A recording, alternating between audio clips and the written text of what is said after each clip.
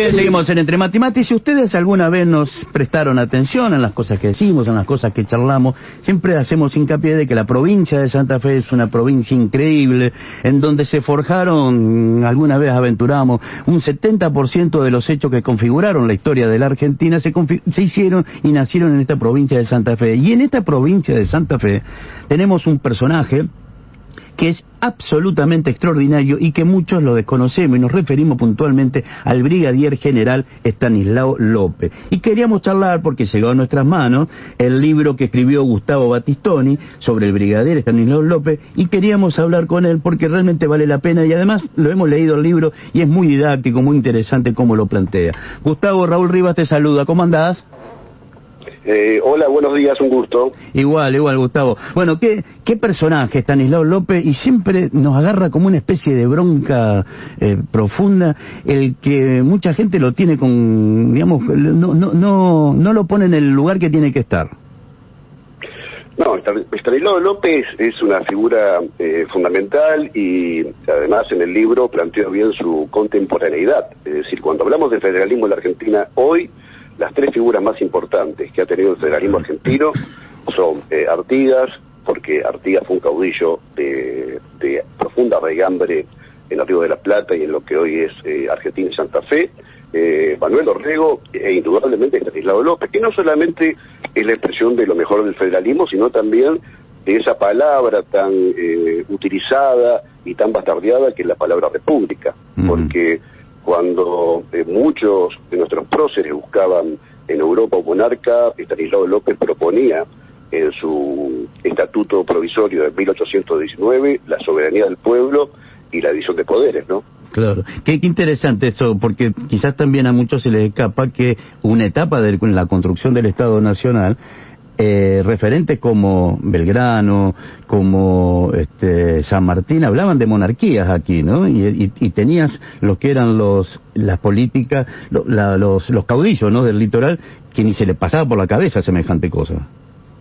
Claro, porque hay que tener en cuenta y contextualizar el pensamiento de nuestros próceres y también de nuestros grandes caudillos, es que la única experiencia republicana y democrática, hasta cierto punto, en los Estados Unidos. Después claro, todas las otras experiencias eran monárquicas. Entonces la gran innovación que tuvimos en el litoral, a partir de Artigas, López, también Pancho Ramírez, Bustos en Córdoba, fue unir lo mejor de las tradiciones norteamericanas, que en aquel momento era un experimento nuevo dentro del planeta, con la tradición histórica de los cabildos. Es decir, aunamos dos grandes tradiciones democráticas, de representación, y eso lo hicimos en el litoral, y eso lo hizo Estanislao López. Además hay que remarcar que en uno de los primeros artículos del Estatuto Provisorio de 1819, que fue la primera constitución del Río de la Plata, se habla de que todo americano es ciudadano de Santa Fe.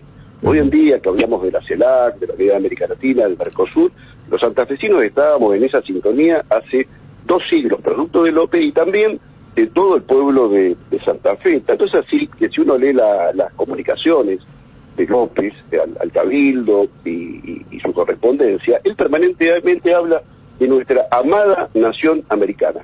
Nuestra amada nación americana. Es decir, la perspectiva de López, la perspectiva de la Santa Fe de aquel tiempo, fue tener una visión continental, desde Santa Fe, pero abierta a todo el continente americano, que es en la actualidad enorme. Y esto hay que remarcarlo, porque es el gran legado que ha dejado Estanislao López y la provincia de Santa Fe, no solamente a la historia argentina, sino a la historia americana.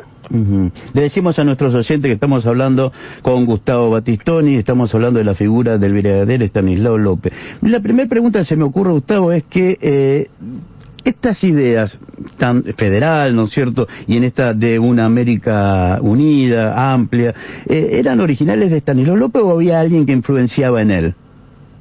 No, hay que hablar que San Martín permanentemente decía, yo soy miembro del Partido Americano, y Artigas también, pero hay una correspondencia muy interesante, bastante desconocida, entre San Martín y Estanislao López. Don San Martín se refiere a Estanislao López con muchísimo respeto, y tanto es así que cuando en 1823 San Martín quiere ir a ver a Remedios, a Buenos Aires, que estaba muy enferma, López le avisa en una misiva, en una carta, que lo van a juzgar por haber desobedecido las órdenes del directorio en aquel momento de invadir Santa Fe. Y esto iba a impedir la liberación de Chile y Perú.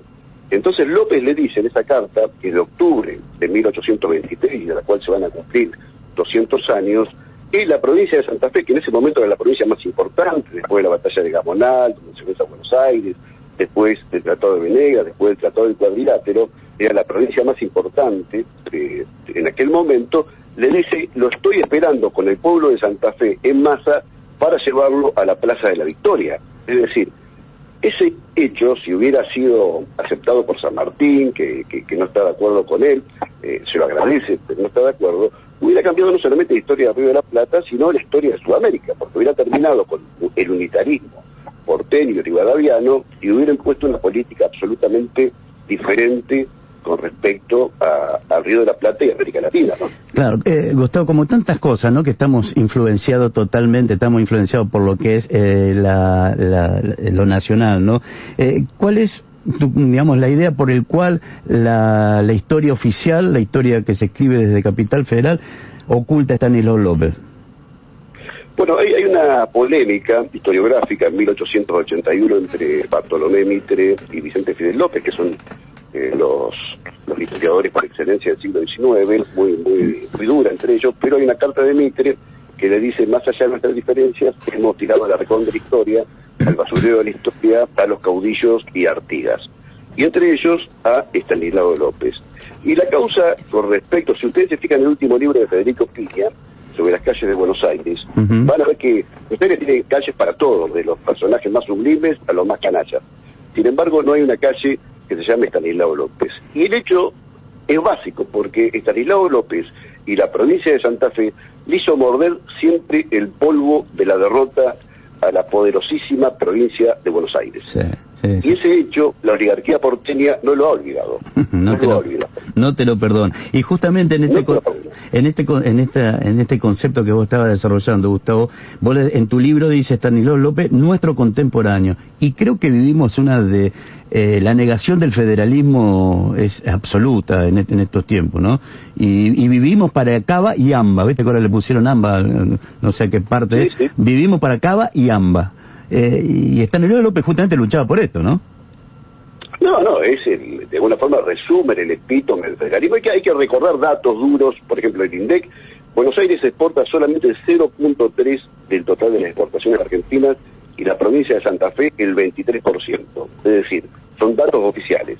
Nuestra provincia es 75 veces más importante en materia de exportación que la ciudad autónoma de Buenos Aires. No hablemos del consumo de dólares, lo que generamos los santafesinos por la exportación, que el 85% de los subsidios quedan al transporte en AMBA y el 15% se reparten entre las demás provincias. Es decir, tantos datos, para no hablar de este último adefesio de la Corte beneficiando a la ciudad autónoma de Buenos Aires, que tiene un intendente, él dice que es un jefe de gobierno, pero es un intendente, tiene una carta orgánica que ellos llaman una constitución, y tiene un consejo deliberante que ellos llaman una legislatura. Pero bueno, esa es la guerra semántica a veces que nos hacen desde los grandes medios o algunos intelectuales que no ponen a AMBA en el lugar que merecen, porque no hubo en el 94 una ley de provincialización. Pero bueno, estos aspectos tenemos que darlos vuelta. Y la figura de López es imprescindible, porque López puso varias veces en peligro su vida por defender los intereses de nuestra querida provincia de Santa Fe.